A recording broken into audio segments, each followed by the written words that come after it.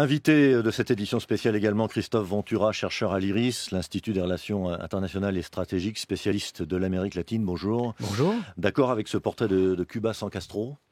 Le Cuba sans Castro, en fait, se prépare depuis longtemps, en réalité. Vous l'avez déjà sans Fidel, dit.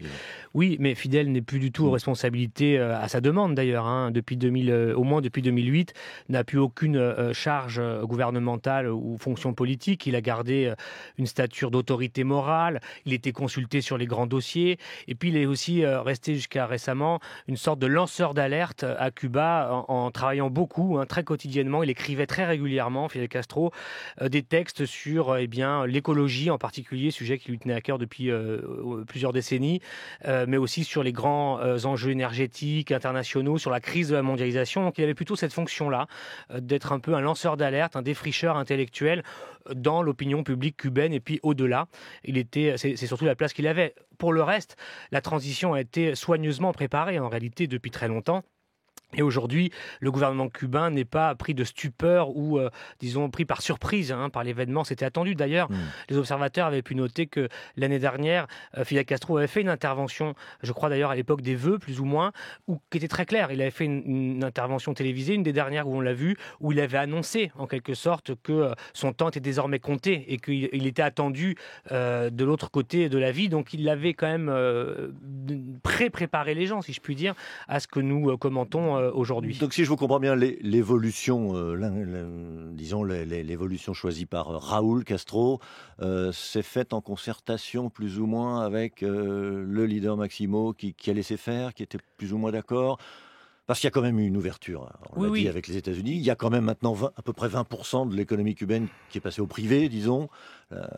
Il y a une évolution notable. Il est évident que rien n'a pu se faire sur ce dossier ô combien, génétique à Cuba par la question de son rapport aux États-Unis, sans que Fidel Castro ait été consulté et qu'il ait donné son accord. Alors après, est-ce qu'il était d'accord sur toutes les dimensions de la négociation ? Ça, je ne saurais vous le dire. Mais en tout cas, il est clair que Fidel Castro ne s'est jamais opposé au processus de normalisation.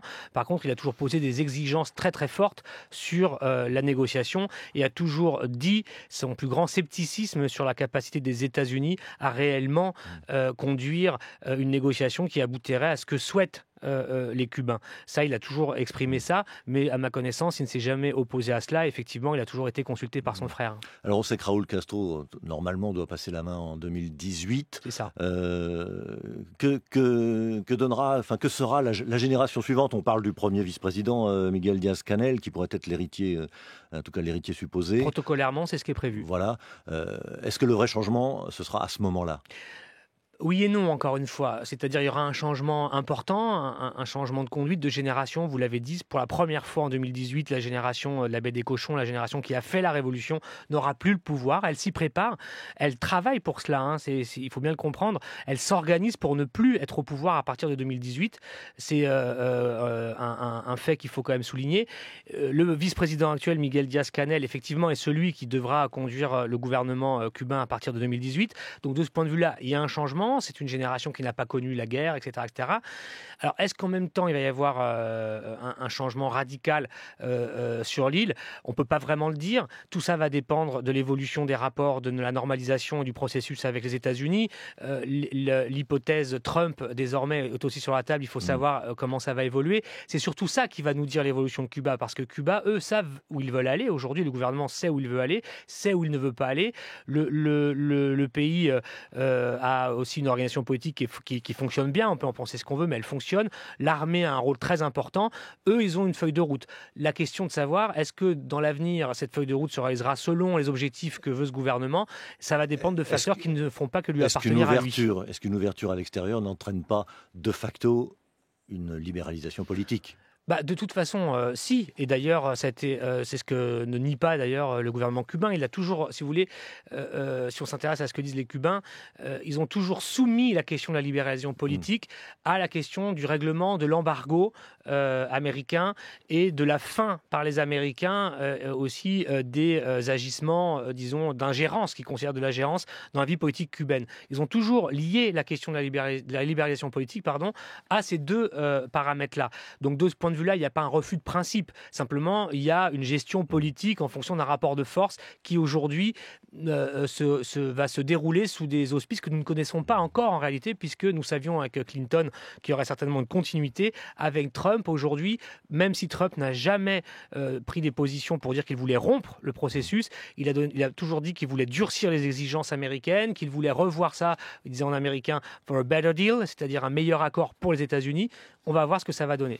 Alors en tout cas, du côté des Cubains, on attendait beaucoup de la fin de cet embargo.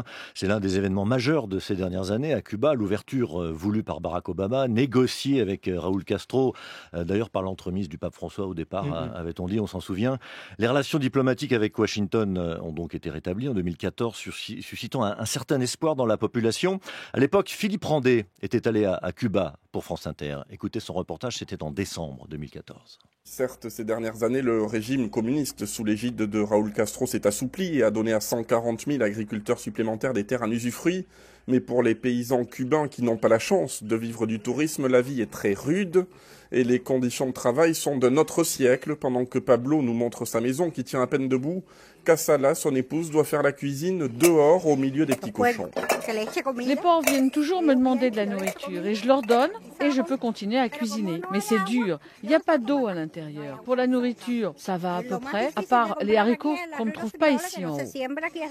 Est-ce que ici, dans votre cuisine extérieure, sous une toile en plastique, vous avez l'impression de vivre un moment historique? Oui, le blocus va se terminer. Moi, je comprends pas grand-chose. Je vivrai ici toute ma vie. Mais pour nos enfants, ils vont peut-être pouvoir voyager en France s'ils peuvent. Et pendant que Casala termine la vaisselle, Yamilia, sa fille de 24 ans, regarde un dessin animé à la télévision avec son fils de 9 mois. La télévision grâce à laquelle Yamilia a appris le rapprochement surprise et historique avec les Américains. On a pleuré de joie et d'émotion. Cette décision, ça va tout améliorer. On aura Internet, ce sera moins compliqué d'avoir les matériaux pour travailler dans les champs. Et puis, ça va nous ouvrir le monde entier. J'aimerais connaître Venise, l'Arizona, l'Afrique, l'Égypte.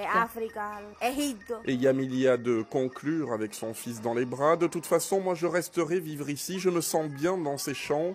Mais au moins, cette annonce aura permis au monde de découvrir nos conditions de vie. Voilà, reportage de Philippe Randé en décembre 2014. Le président américain, depuis, s'est donc rendu à Cuba. C'était en mars dernier. Première visite d'un président américain depuis 1928. On l'a dit, il n'avait pas été reçu par Fidel Castro, qui dénonçait l'attitude mielleuse de Barack Obama. C'est sans doute d'ailleurs l'une des images principales qu'on gardera de Castro. Castro, l'anti-américain.